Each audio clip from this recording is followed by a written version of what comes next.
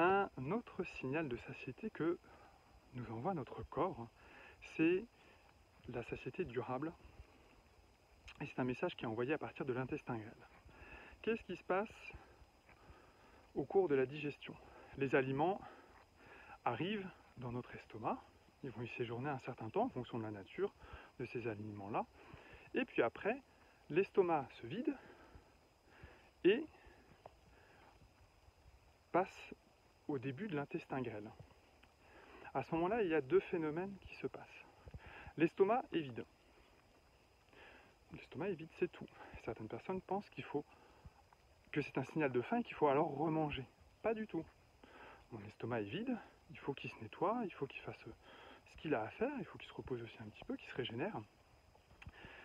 C'est tout simplement ce que cela veut dire. Et pour éviter la confusion au niveau du mental, l'organisme étant très bien fait, il a prévu un autre signal. Le bol alimentaire, en avançant dans l'intestin grêle, va exercer une pression sur les parois. Cela génère un message au niveau du système nerveux qui arrive à notre cerveau, qui engendre un message hormonal, un petit peu comme on l'a vu dans la vidéo précédente, et qui informe que la digestion est en cours, il ne faut pas envoyer un nouveau bol alimentaire, donc on n'a pas faim. Et ça, c'est ce phénomène-là, il va durer un certain temps, le temps que le bol alimentaire avance suffisamment dans l'intestin grêle et qu'il soit suffisamment digéré pour diminuer de volume, pour ne plus exercer de pression.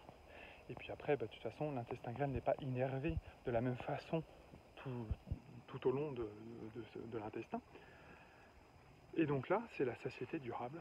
Elle va durer entre 3 et 4 heures au minimum. C'est pour ça qu'on recommande en Ayurveda de ne pas manger 4 heures il faut attendre 4 heures après la fin du repas pour remanger. Tout simplement pour respecter le rythme naturel du corps. Et là, il n'y a pas besoin du mental pour chronométrer, il suffit de s'écouter. Donc c'est très intéressant. Pour reconnaître ce signal de satiété, je vous invite à juste regarder votre montre. Et qu'est-ce qui se passe au bout de 3 heures après la fin de mon repas, au bout de 4 heures après la fin de mon repas, au bout de 5 heures après la fin de mon repas? Quels sont les signaux que m'envoie mon corps? Parce que c'est en les écoutant que je vais pouvoir respecter le fonctionnement naturel et réel du corps, et donc derrière avoir une meilleure digestion, et donc derrière éliminer mes kilos en trop, et puis ne pas en prendre.